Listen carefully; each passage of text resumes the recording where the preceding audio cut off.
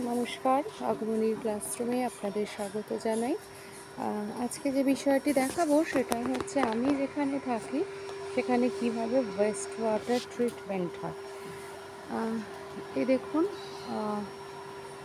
এখানে সব স্টোরেজ করা হয়েছে।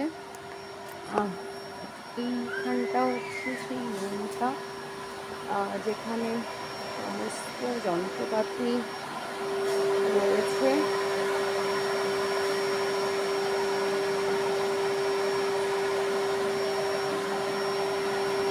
এখানে ওয়েস্ট ওয়াটার ট্রিটমেন্ট প্রসেস চলছে। মেশিনের খুব আওয়াজ, খুব বেশি জোরে কথা বলা যাচ্ছে না।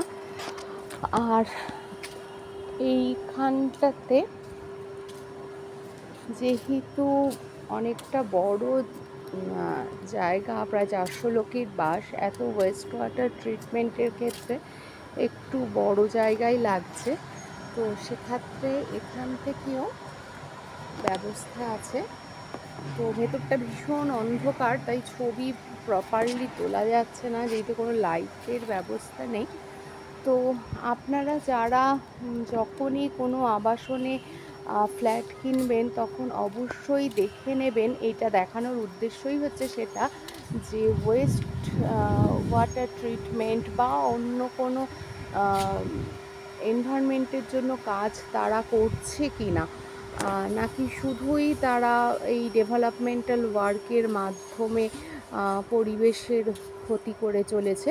তো সেটা একটু দেখে অবশ্যই আপনারা কিনবেন। তাহলে যেটা হবে সেটা হলো যে থাকার সঙ্গে সঙ্গে ভবিষ্যৎটাও নিশ্চিত বা সুনিশ্চিত করা হবে।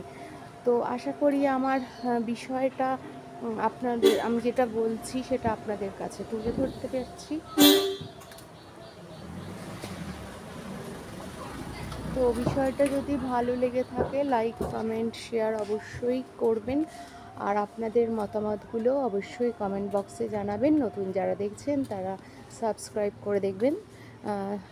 দেখুন কত গাছ লাগানো রয়েছে। তো এরকম দেখেই বুঝেই আপনারা কিনবেন। এবং একই সাথে চলুন আপনাদের নিয়ে যাচ্ছি আমি, যে এখানের যে ওয়েস্ট ওয়াটার ট্রিটমেন্টের পর যে ফার্টিলাইজারগুলো পাওয়া যায় সেগুলো গাছের সার হিসেবে কিভাবে ব্যবহৃত হয় এবং তার ফলে কি ভালো ফলন হয়েছে সেটা আপনাদের আমি দেখাচ্ছি। এই প্রত্যেকটা গাছের সার কিন্তু এখান থেকেই হয়েছে।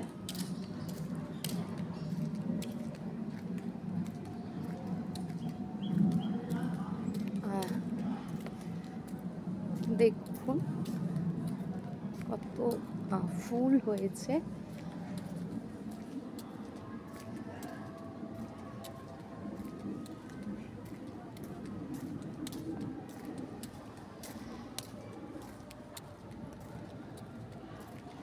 এইবার দেখুন ফল, কত বেদানা হয়েছে।